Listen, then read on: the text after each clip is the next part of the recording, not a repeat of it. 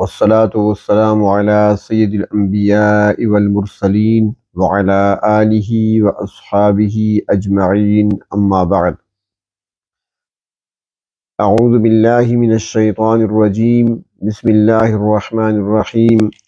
الذين يؤمنون بالغيب ويقيمون الصلاة ومما رزقناهم ينفقون. صدق الله مولانا العظيم.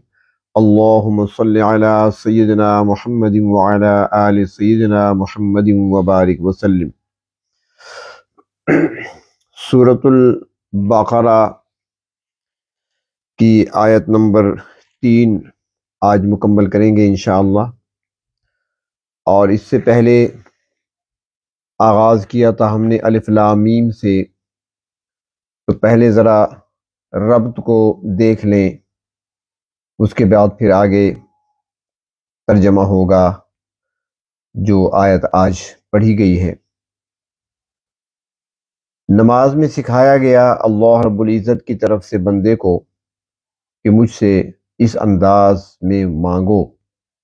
بندے نے نماز میں قیام کی حالت میں اللہ رب العزت سے ایک درخواست کی، دعا مانگی، اہدنا الصراط المستقیم. سب سے قیمتی اور اہم چیز کا سوال کیا اللہ رب العزت سے، جو تمام نعمتوں میں سے بڑھ کر سب سے بڑی نعمت ہے، اور وہ ہے ہدایت صراط مستقیم کی طرف. جب بندے نے سوال کر لیا تو اس کے بعد اللہ رب العزت کی طرف سے جواب آیا کہ ذالک الکتاب، جو تم نے سوال کیا مجھ سے، صراط مستقیم پہ چلنے کے لیے ہدایت طلب کی ہے مجھ سے تم نے، تو آؤ اب تمہارے لیے کتاب آ گئی ہے. یہاں پر عرض کیا تھا کہ ذالکا اس میں اشارہ ہے، لیکن یہ دور کی چیز کے لیے استعمال ہوتا ہے. ذالکا یعنی اردو میں ترجمہ کریں گے تو ہوگا وہ، اور اگر کسی جو چیز قریب ہو اور قریب کی چیز کی طرف اشارہ کرنا ہو تو ہم لفظ اردو میں استعمال کرتے ہیں یہ کتاب ہے، یہ قلم ہے، یہ دوات ہے، میرے سامنے ہے، قریب ہے. اور اگر دور ہوگی چیز تو پھر کہیں گے وہ کتاب ہے، وہ میز ہے، وہ قلم ہے، دور کی چیز کے لیے. اب قرآن حکیم کو ہم نے اپنے ہاتھ میں اٹھایا ہوا ہے، اس مقدس کتاب کی ہم تلاوت کر رہے ہیں، ہمارے بالکل قریب پڑھی ہوئی ہے یہ کتاب، لیکن پڑھتے ہیں ذالک الکتاب، وہ کتاب. تو یہاں پر اشارہ دور کا کیوں ہے؟ تو سب سے پہلی بات تو مفسرین کرام فرماتے ہیں کہ قرآن حکیم کی عظمت اور شان کا اظہار ہوتا ہے اس جملے سے. اور دوسری بات یہ ہے کہ کتاب کہتے ہیں لکھی ہوئی چیز کو. تحریر جو ہوتی ہے، جو لکھی ہوئی ہوتی ہے کسی صحیفے کے اندر، اس کو کتاب کہا جاتا ہے. اور اللہ تبارک و تعالیٰ کے اس کلام کے 2 نام مشہور ہیں، ایک الکتاب اور دوسرا قرآن. قرآن اس کا مطلب ہے پڑھی جانے والی چیز، یعنی جسے پڑھا گیا ہو یا جسے پڑھا جائے، اور کتاب وہ جو لکھی ہوئی ہو. اب جب جبریل امین وحی لے کر آ رہے تھے جناب نبی کریم صلی اللہ علیہ وسلم پر، وحی کا نزول ہو رہا تھا، اللہ رب العزت کی طرف سے کلام اتارا جا رہا تھا، تو اس وقت لکھی ہوئی صورت میں نہیں تھا، کتابی شکل میں نہیں تھا، کتابت نہیں ہوئی تھی. تو اس وقت وہ زبانی آتے تھے، جبریل امین نبی اکرم صلی اللہ علیہ وسلم کو سناتے تھے، اور آپ صلی اللہ علیہ وسلم سنتے جاتے تھے اور یاد کرتے جاتے تھے. جب وحی مکمل ہو جاتی تو پھر وہ صحابہ کرام جن کو آپ نے کتابت کے لیے مقرر فرمایا تھا، جو قرآن کریم کی نازل ہونے والی آیات کو لکھا کرتے تھے، نبی اکرم صلی اللہ علیہ وسلم ان کو بلا کر اور ان کو سمجھا دیتے تھے کہ اس آیت کو یا ان آیات کو فلاں صورت میں، فلاں جگہ پر، فلاں آیت کے بعد اور فلاں آیت سے پہلے تم نے لکھنا ہے. تو اس کو لکھ لیا جاتا تھا. ایک باقاعدہ کتابی شکل میں موجود نہیں تھا کلام الہی، اس وقت تو پڑھا جا رہا تھا. تو اس لیے فرماتے ہیں کہ قرآن جو ہے وہ تو پڑھی ہوئی چیز کو کہتے ہیں، یعنی جو پڑھا جائے اسے کہا جاتا ہے.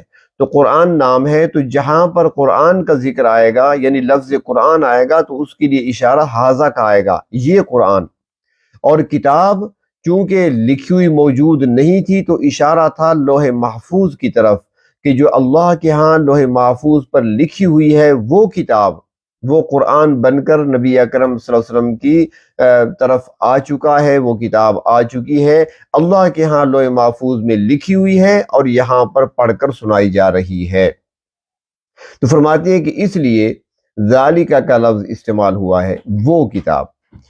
اور قرآن کریم میں ایک جگہ پر ھذا کتاب بھی آیا ہے، لیکن اس کے فوراً بعد لفظ آیا ہے انزلناہ، ھذا کتاب انزلناہ، یہ کتاب ہے جو ہم نے اسے نازل کیا ہے، یعنی اب لکھی ہوئی تمہارے ہاتھوں میں آ گئی ہے تو اب یہ کتابی شکل میں ہے، تو اب یہ وہ کتاب ہے جسے ہم نے نازل کیا ہے۔ تو اللہ تبارک و تعالی فرماتے ہیں کہ تم نے ہدایت مجھ سے طلب کی تھی، تم نے ہدایت کا سوال کیا تھا، صراط مستقیم تمہیں چاہیے، منزل مقصود تک رہنمائی چاہیے، تو آؤ ذالک الکتاب، تمہارے پاس وہ کتاب آ چکی ہے، لا ریب فی، اور یہ ایسی کتاب ہے جس میں کسی قسم کا کوئی شک و شبہ نہیں پایا جاتا، ہر قسم کے شک سے، ہر قسم کے شبہ سے پاک کتاب ہے جو تمہارے پاس آ چکی ہے۔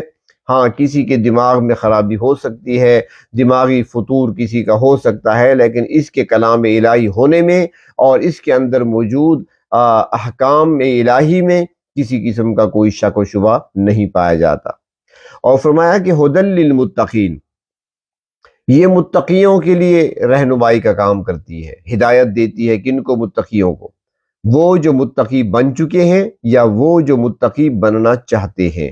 کتاب ہدایت سب کے لیے ہے، پوری انسانیت کے لیے، جیسے کہ دوسرے مقام پہ فرمایا ھدی للناس، پوری انسانیت کے لیے ہدایت ہے، یہ رہنمائی کا کام دے گی پوری انسانیت کو، لیکن استفادہ وہ کریں گے جن کے اندر طلب پائی جائے گی، جو متقی بننا چاہتے ہوں، جو اپنے ظاہر اور باطن کو پاک کرنا چاہتے ہوں، تو ان کو یہ کتاب راستہ دکھائے گی، ان کی رہنمائی کرے گی اور ان کے لیے یہ ہدایت کا کام دے گی۔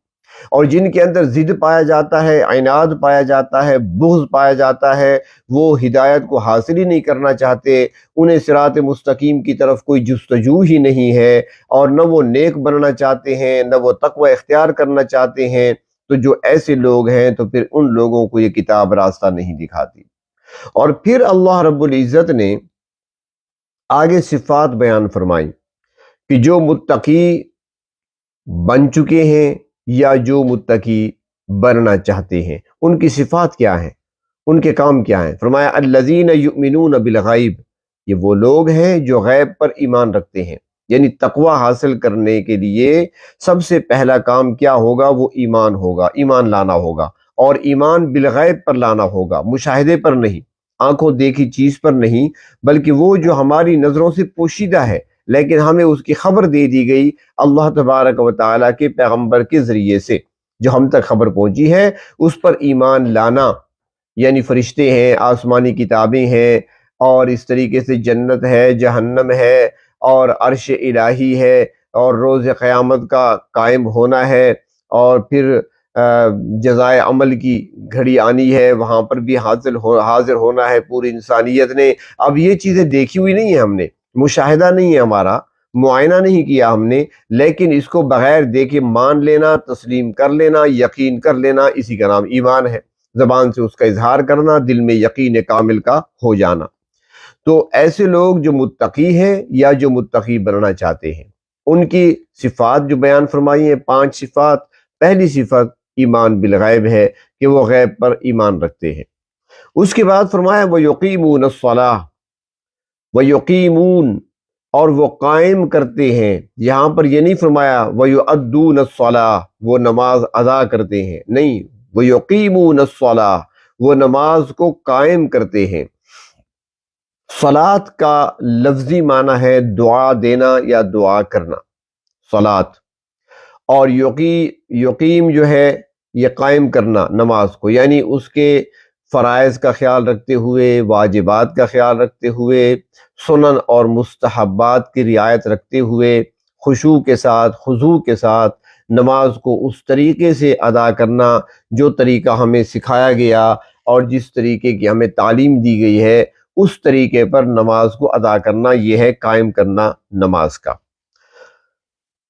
اور نماز جو ہے یہ اہم فریضہ ہے، اور نماز کے ذریعے سے بندے کا تعلق اپنے پروردگار کے ساتھ جڑتا بھی ہے اور مضبوط بھی ہوتا ہے۔ نماز کے ذریعے سے بندہ اپنے رب کے قریب بھی ہوتا ہے، اور نماز کے ذریعے سے بندہ اپنے مسائل بھی اپنے پروردگار کی بارگاہ میں پیش کر سکتا ہے۔ مصائب میں، مشکلات میں، پریشانیوں میں اپنے حالات کو سنوارنے کے لیے نماز ایک بہت بڑا ذریعہ ہے جو اللہ تبارک و تعالی نے عطا فرمایا ہے۔ تو اب متقی جو بندے ہیں یا جو متقی بننا چاہتے ہیں، ان کے لیے پہلی صفت کیا ان کے اندر ہونی چاہیے؟ فرمایا کہ ایمان بالغیب، اور پھر دوسری صفت فرمایا کہ نماز کا قائم کرنا۔ اور نماز میں چونکہ پروردگار عالم کے ساتھ ایک تعلق جڑتا ہے، ایک رابطہ ہوتا ہے رب تعالیٰ کے ساتھ، تو اسی کے ذریعے سے بندہ رب کے ساتھ ایک طرف تعلق جوڑ رہا ہوتا ہے تو دوسری طرف رب تعالیٰ کے کلام کے ساتھ بھی اس کا تعلق جڑ رہا ہوتا ہے، اور ایمان بالغیب اس کے دل میں پختہ ہوتا چلا جاتا ہے نماز کے اندر۔ اور پھر جب نماز کو ادا کرتا ہے تو ہماری تو نمازیں اللہ تبارک و تعالیٰ اپنی بارگاہ میں قبول فرمائیں، ورنہ ہماری نمازیں جیسی ہیں، ہم تو غافل دلوں سے نماز پڑھتے ہیں، حضور قلب نہیں ہوتا نماز میں ہمارا۔ ہم جسمانی طور پہ تو کھڑے ہوتے ہیں، قیام بھی ہوتا ہے، رکوع بھی ہوتا ہے، سجود بھی ہوتے ہیں، لیکن روحانی طور پر ہم غائب ہوتے ہیں۔ حالانکہ نماز جو ہے اس میں بندہ اپنے رب کے ساتھ ہم کلام ہوتا ہے، شرف حاصل ہوتا ہے بندے کو رب تعالیٰ کے ساتھ ہم کلامی کا۔ الحمدللہ رب العالمین بندہ کہتا ہے، رب تعالیٰ جواب دیتے ہیں، حامدنی عبدی، میرے بندے نے میری حمد بیان کی ہے۔ اگلا جملہ پڑھتا ہے تو اللہ تبارک و تعالیٰ فرماتے ہیں، اثنا علیہ عبدی، میرے بندے نے میری تعریف کی ہے، میری ثنا بیان کی ہے۔ تو اللہ تبارک و تعالیٰ کی طرف سے ہر جملے پر جواب بھی آتا ہے، تو گویا کہ بندہ نماز میں اپنے پروردگار کے ساتھ ہم کلام ہوتا ہے، یہ شرف انسان کو حاصل ہوتا ہے۔ اور پھر اس کے بعد بندہ جب دیکھتا ہے کہ مجھے یہ شرف حاصل ہوا کہ میں اپنے پروردگار کے ساتھ ہم کلام ہوا، تو پھر وہ اپنے رب کے آگے جھک جاتا ہے، جسے رکوع کہا جاتا ہے۔ اور پھر جب رکوع سے سر اٹھاتا ہے تو پھر بندہ کیا کہتا ہے؟ سمع اللہ لمن حمدہ، سن لی ہے اللہ تعالیٰ نے وہ حمد جو حمد کرنے والے نے کی ہے، یعنی اللہ تبارک و تعالیٰ نے تمہاری دعا کو سن لیا ہے۔ تو پھر بندہ سوچتا ہے کہ اے میرے پروردگار، آپ کی مخلوق تو کھربوں کی تعداد میں ہے، انسان بھی ہیں، دوسرے حیوان بھی ہیں، دوسرے جاندار بھی ہیں، جنات بھی ہیں، ملائکہ بھی ہیں۔ اے اللہ، اتنی مخلوق میں سے آپ نے میری درخواست کو بھی سن لیا، اتنی ساری مخلوق میں سے جو میں نے عرض کیا اللہ آپ نے اسے بھی سن لیا۔ تو پھر بندہ شکر کے طور پر گر جاتا ہے رب تعالیٰ کے سامنے اور پیشانی زمین پر رکھ دیتا ہے، سبحان ربی الاعلی، اللہ تبارک و تعالیٰ کی عظمت کو بیان کرتا ہے، بڑائی کو بیان کرتا ہے۔ تو نماز تو ایک اہم فریضہ ہے، نماز کے اندر پوری توجہ ہونی چاہیے رب تعالیٰ کی طرف، اور بندہ جب کھڑا ہو نماز کے لیے تو اس وقت ہر طرف سے ہٹ کٹ کر صرف اللہ رب العزت کی طرف بندہ متوجہ ہو۔ اور پھر یہی نماز ایک ذریعہ ہے اللہ رب العزت سے مانگنے کا، اللہ تبارک و تعالیٰ کے ساتھ تعلق کو جوڑنے اور اللہ رب العزت کے ساتھ تعلق کو مضبوط کرنے کا، اللہ رب العزت کی محبت کو اپنے دل میں بسانے کا، اور اللہ تبارک و تعالیٰ کے کلام الہی کے ساتھ جڑنے کا ایک بہت بڑا ذریعہ نماز ہے۔ تو اس لیے فرمایا کہ دوسری صفت یہ ہے ان بندوں کی جو متقی ہیں یا متقی بننا چاہتے ہیں کہ وہ نمازوں کو قائم کرتے ہیں۔ یہ صرف نہیں کہ پڑھتے ہیں، یہ بھی نہیں کہ وہ صرف ادا کرتے ہیں، بلکہ وہ قائم کرتے ہیں نماز کو، وَيُقِيمُونَ الصَّلَاةَ۔ اس کے بعد آگے تیسری صفت بیان فرمائی کہ وَمِمَّا رَزَقْنَاهُمْ يُنْفِقُونَ، وَمِمَّا، اور اس میں سے جو رزقنا روزی دی ہے ہم نے، ہم ان کو، ينفقون وہ خرچ کرتے ہیں، یعنی جو ہم نے ان کو روزی دی ہے، جو ہم نے ان کو رزق عطا کیا ہے، اس میں سے وہ خرچ کرتے ہیں۔ اب یہاں پر جو خرچ کرنا ہے، کچھ تو وہ ہے جو فرض کے درجے میں ہے، کچھ وہ ہے جو واجب کے درجے میں ہے، کچھ وہ ہے جو نفل میں آتا ہے۔ فرائض میں سے مثلاً زکوٰۃ ہے، یہ فریضہ ہے، ادا کرنا ہے۔ اس طریقے سے واجبات میں سے قربانی ہے یا صدقہ فطر ہے، یہ واجب ہے، ہم نے ادا کرنے ہیں۔ اور اس کے بعد کچھ سنت ہے، مثلاً عقیقہ ہے، مسنون ہے، اور اس کے علاوہ کچھ دوسرے نوافل بھی ہیں، یعنی زکوٰۃ ادا کر دی، صدقہ فطر بھی ادا کیا، قربانی بھی کر لی جب موقع آیا، تو اب غریبوں، ناداروں، یتیموں، بیواؤں، مسافروں، وہ مسافر جو سفر میں ہیں اور دوران سفر، حالت سفر میں ان کی حالت پتلی ہو گئی، جیب کٹ گئی، مال لٹ گیا ان سے، تو اپنے گھر میں تو اپنے علاقے میں تو بڑے امیر تھے لیکن یہاں آ کر فقیر بن گئے، وہ بھی مستحق ہیں، ان کی مدد کی جائے، بیماروں کی مدد کی جائے، نادار کمزور رشتہ دار ہیں ان کی مدد کرنا، یہ بھی اللہ کے راستے میں خرچ کرنا ہے۔ اس کے علاوہ اپنے لیے صدقہ جاریہ کے طور پر کچھ بنا کر جانا، مسجد میں خرچ کرنا، مسجد میں لگا دینا، کسی مدرسے کی عمارت کو بنانا، اس طریقے سے پانی کی سبیل لگا دینا، یا کوئی ایسا علاقہ ہے جہاں راستہ صحیح نہیں ہے جانے کا تو ان کے لیے راستے کا انتظام کر دینا، تو یہ سارے وہ کام ہیں جن کو رفاہی کام کہا جاتا ہے، یہ انسان کے لیے صدقہ جاریہ بنتے ہیں، بشرط یہ کہ اخلاص نیت کے ساتھ ہوں، مقصود اللہ کی رضا ہونی چاہیے، اور اس پر شاباش لینے، انعام لینے، دنیا والوں سے انعام لینے یا نام نمود کی خاطر نہیں ہونا چاہیے، اللہ کی رضا کے لیے ہوگا تو اللہ تبارک و تعالیٰ اس پر اجر و ثواب عطا فرمائیں گے، بلکہ جب تک وہ چیز چلتی رہے گی اجر و ثواب انسان کو ملتا رہے گا۔ اور فرمایا کہ مما رزقناہم، جو ہم نے ان کو روزی دی ہے اس میں سے خرچ کرتے ہیں۔ تو روزی، رزق، یہ رزق جو ہے جسے ہم روزی کہتے ہیں، ترجمہ اس کا کرتے ہیں روزی، یہ عربی زبان میں اس کے اندر بڑی وسعت پائی جاتی ہے، بڑا وسیع مفہوم ہے اس کا۔ رزق کے اندر کچھ وہ چیزیں ہیں جو ظاہری طور پہ ہیں، وہ بھی رزق میں آتی ہیں، کچھ باطنی بھی ہیں۔ باطنی طور پر ہمیں اللہ رب العزت نے علم عطا فرمایا، سمجھ بوجھ عطا فرمائی، عقل عطا فرمائی، دانائی عطا فرمائی، یہ بھی رزق میں سے ہے۔ ظاہری طور پر اللہ رب العزت نے مال دیا، صحت دی، مکان دیا، اولاد دی، دنیا کی نعمتیں عطا فرمائیں، کھانے پینے اور پہننے کے لیے بہت کچھ عطا کیا، تو یہ بھی سارا کا سارا رزق کہلاتا ہے۔ تو اللہ رب العزت فرماتی ہیں مما رزقناہم، جو ہم نے ان کو روزی دی ہے اس میں سے وہ خرچ کرتے ہیں۔ اب یہاں پر یہ دیکھا جائے کہ در حقیقت ہر چیز کا مالک اللہ تبارک و تعالی خود ہے۔ انسان کی ملکیت عارضی ہے، انسان ایک طرح کا چوکیدار ہے، جو کچھ خرچ کر لیا، جب دنیا سے جاتا ہے سب کچھ چھوڑ کر چلا جاتا ہے، کچھ بھی اپنے ساتھ لے کر نہیں جا سکتا، نہ آج تک کوئی ساتھ لے گیا ہے، جو کچھ بھی ہے سب کچھ چھوڑ کر جاتا ہے انسان دنیا میں۔ تو انسان کی یہ ملکیت جو ہے یہ عارضی ہے، مستقل طور پر یہ مالک نہیں ہے اپنے مال کا۔ حقیقت میں ہر چیز کے مالک وہ اللہ تبارک و تعالی ہی ہے۔ اللہ رب العزت نے ہی ہر چیز کو پیدا فرمایا، ہر چیز کے خالق بھی اللہ تعالی ہے اور ہر چیز کے مالک بھی اللہ رب العزت خود ہے۔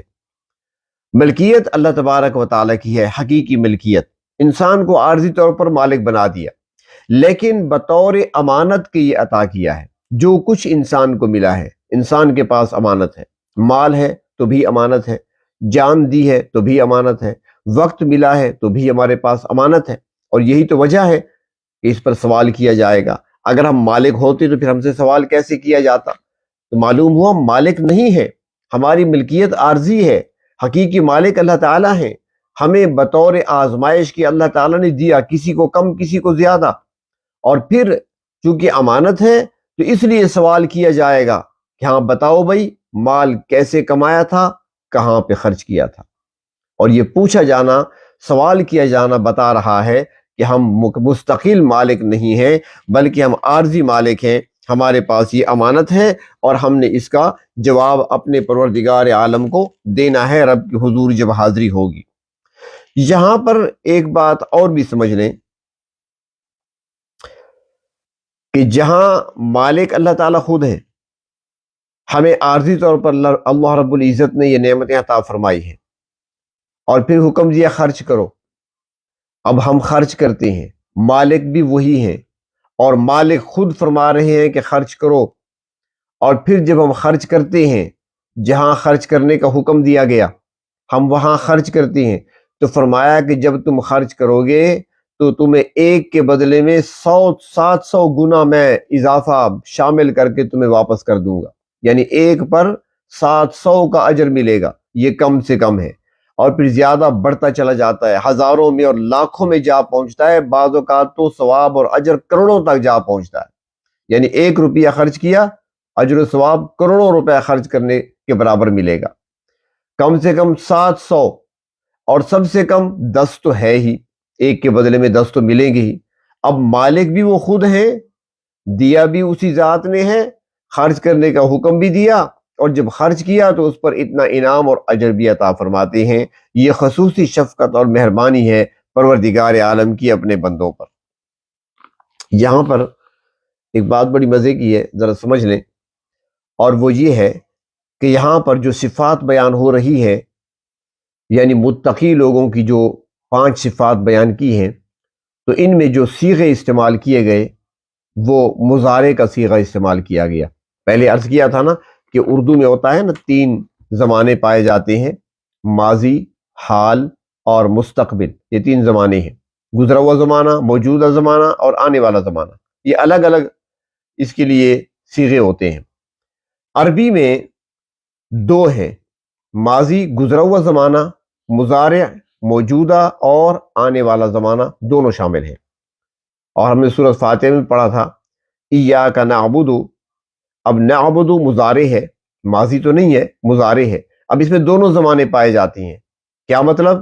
ایاک نعبد، اللہ ہم آپ ہی کی عبادت کرتے ہیں، حال، اور آپ ہی کی عبادت کرتے رہیں گے، مستقبل۔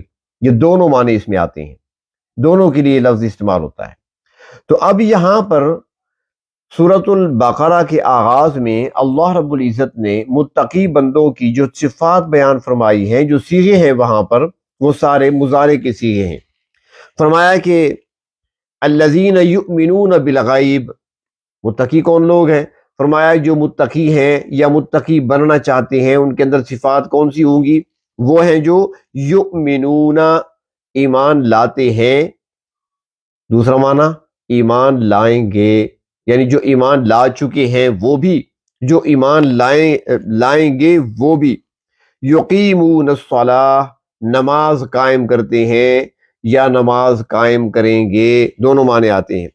ینفقون، خرچ کرتے ہیں یا خرچ کریں گے، دونوں معنی اس میں آتے ہیں۔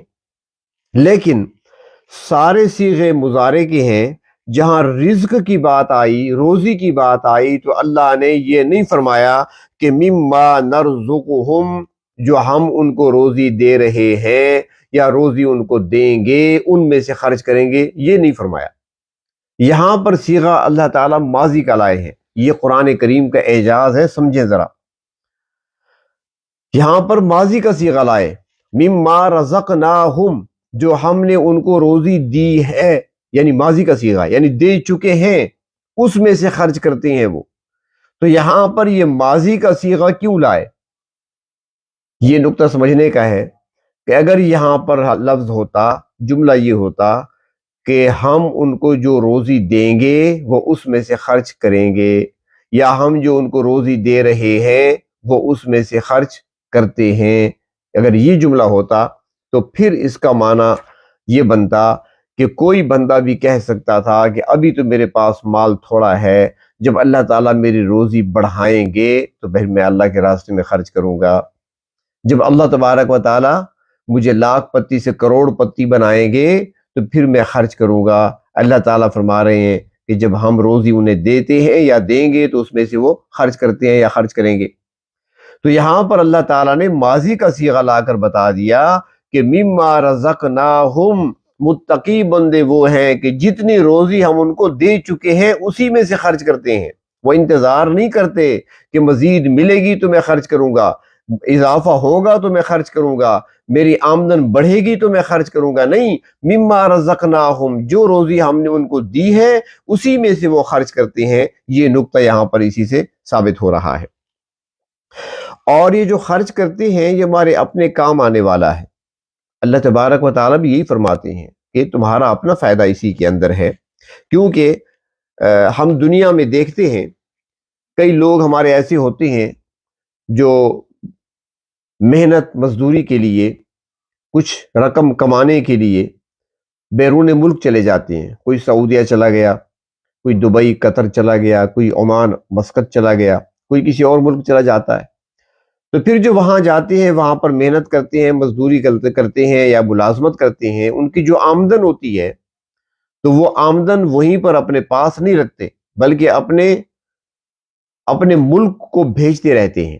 جتنی آمدن ان کی ہوتی ہے، جو ان کو تنخواہ ملتی ہے یا جو مزدوری کی ان کو اپنا صلہ ملتا ہے، وہ وہاں پر اپنے پاس جمع نہیں رکھتے، وہ بھیجتے رہتے ہیں، اپنے گھر کی طرف بھیجتے رہتے ہیں، اپنے اکاؤنٹ میں بھیجتے رہتے ہیں، کیونکہ ان کو پتہ ہے کہ میں یہاں پر مسافر ہوں، 4 سال رہوں گا، 10 سال رہوں گا، 20 سال رہوں گا، بالآخر میں نے اپنے وطن جانا ہے۔ وطن تو میرا وہ ہے جہاں پر میرے بیوی بچے رہتے ہیں، میں نے واپس جانا ہے۔ تو لہٰذا یہ رقم وہ منتقل کرتا رہتا ہے، جب وہ آنے لگتا ہے تو اس کا سارا سرمایہ پہلے یہاں پر پہنچ چکا ہوتا ہے جس ملک کا وہ باشندہ ہوتا ہے۔